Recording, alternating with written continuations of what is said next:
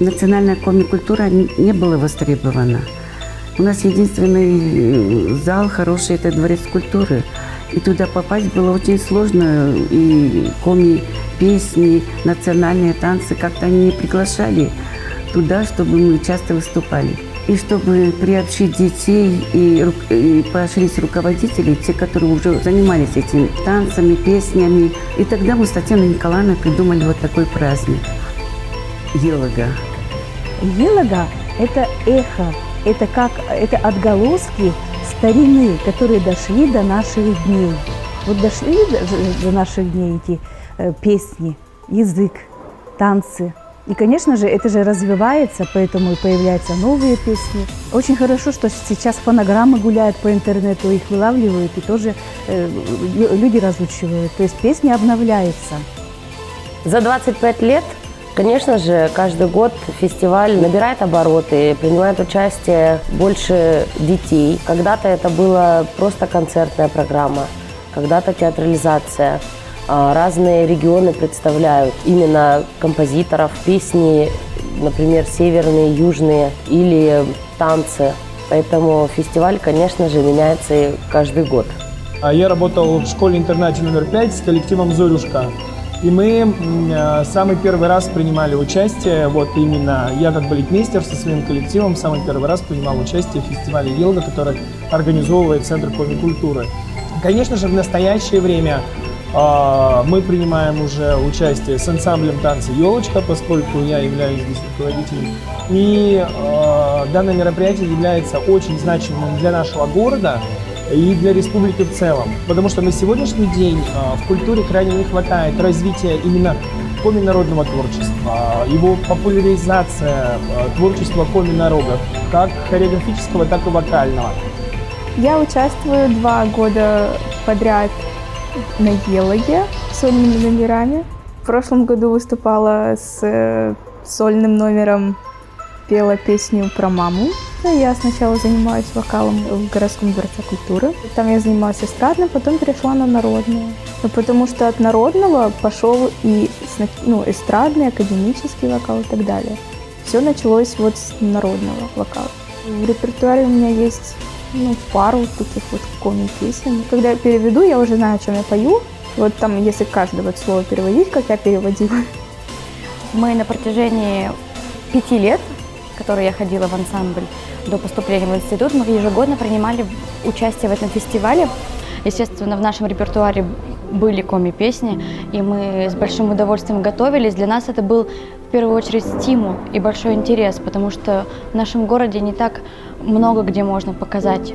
А потом, опять же, посмотреть на другие коллективы, на других детей, детские коллективы. Делали очень интересные вещи и программы, поэтому мы показывали и себя, и в то же время учились у других.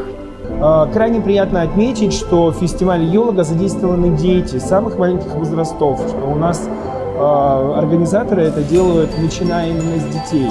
Очень хорошо, что данный фестиваль проходит ежегодно, потому что есть перспектива развития, есть перспектива новых идей, новых замыслов, новых постановок.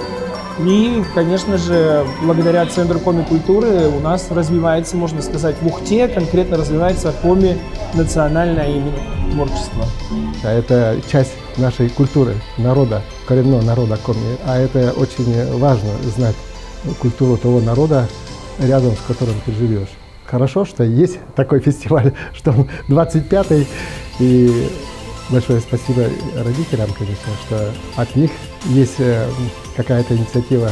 Спасибо руководителям, воспитателям, учителям, которые готовят детей. На данный момент, когда поколение меняется, все вокруг меняется, и то ли преподают коми-язык в школе, то ли не преподают, мне кажется, сейчас это очень актуально для поддержания и для продвижения коми-языка и коми-культуры в целом.